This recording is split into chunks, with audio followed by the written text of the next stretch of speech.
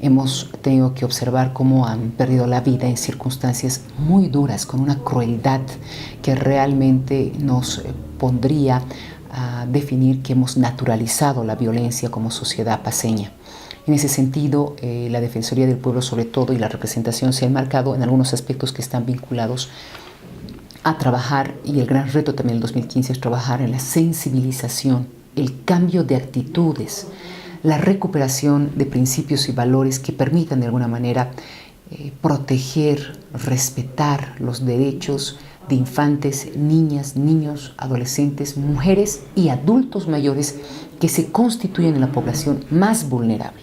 En el caso de niñez, los informes y los estudios que la Defensoría del Pueblo revela dan cuenta de que cerca de 16,000 niños y niñas anualmente son víctimas de violencia, o física, sexual o psicológica.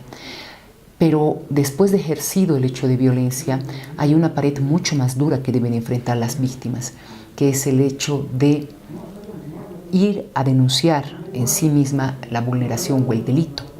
Y se encuentran con una justicia corrupta, con una justicia muy burocrática, que en realidad no permite a la víctima o al sobreviviente encontrar justicia en sí mismo.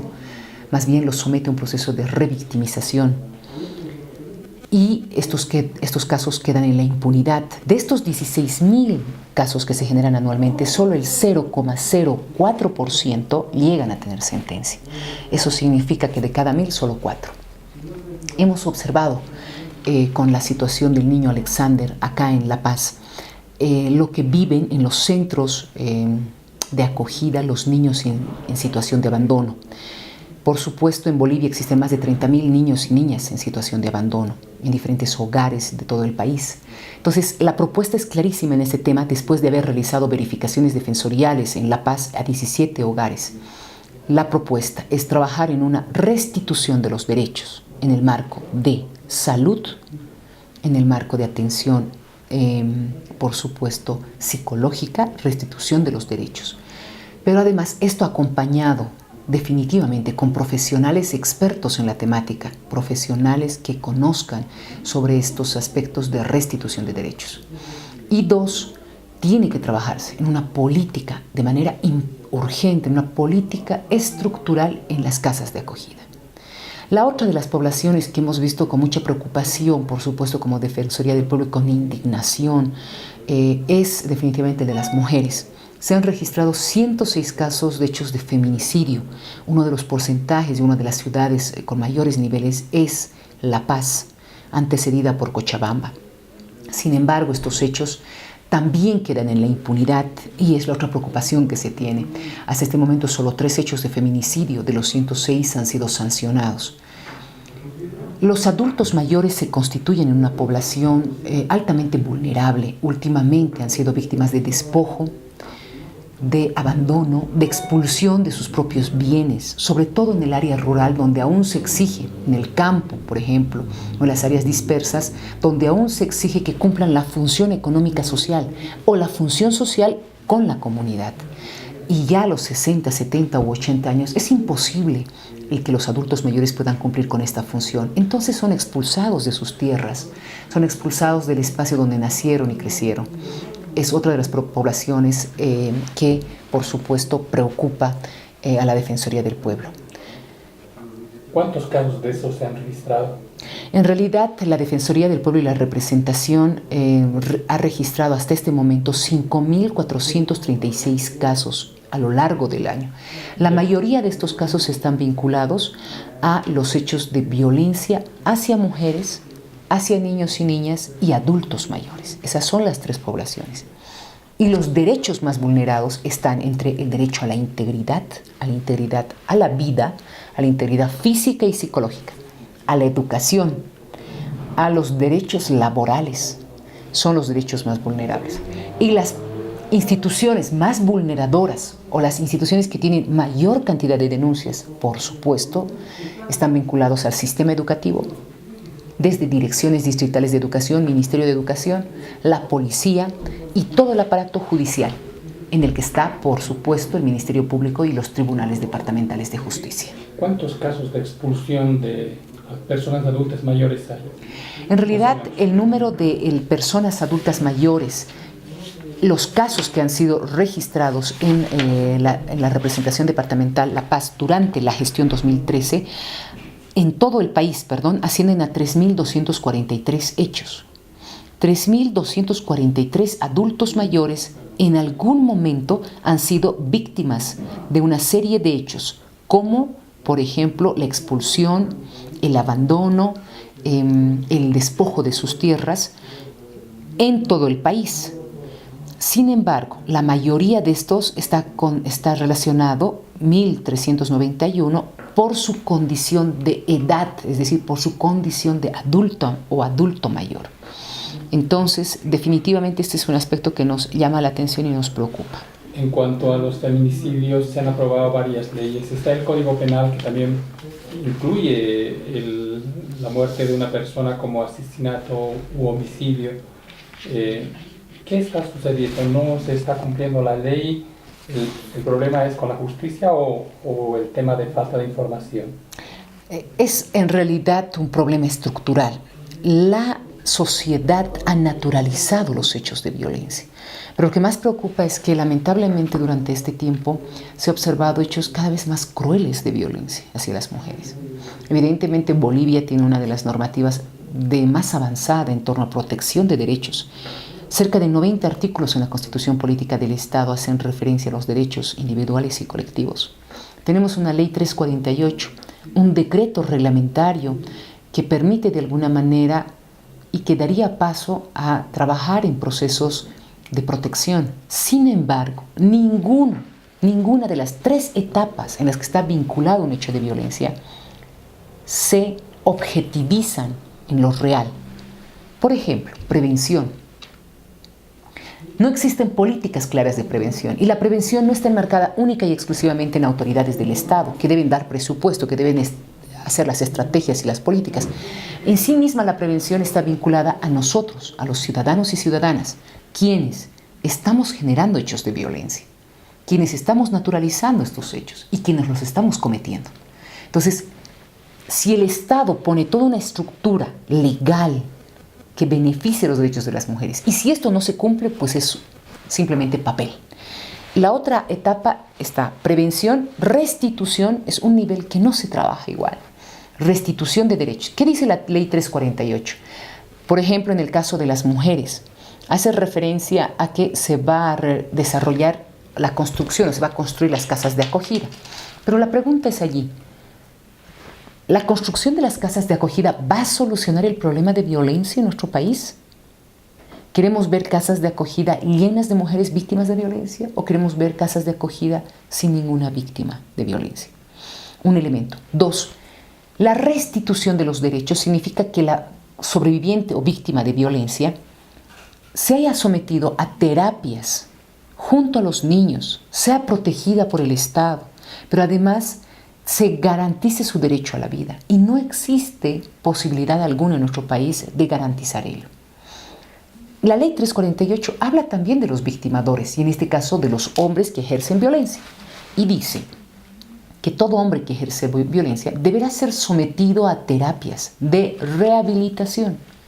No se conoce, a cerca de 2 años de la aplicación de la ley 348, una sola persona, un solo hombre que haya sido sometido a estas terapias. Y finalmente, prevención, restitución y persecución, que es el último paso. De 106 hechos de feminicidio que tenemos en Bolivia, 3 han llegado a sentencia. Los otros están en la impunidad. Entonces la respuesta es clarísima en esto. En cuanto a los niños, este año se han registrado hechos muy lamentables. El hogar sigue siendo uno de los lugares más inseguros. Se ha visto denuncias de padres, hermanos, que han cometido hechos de violación en contra de sus hijos. Definitivamente.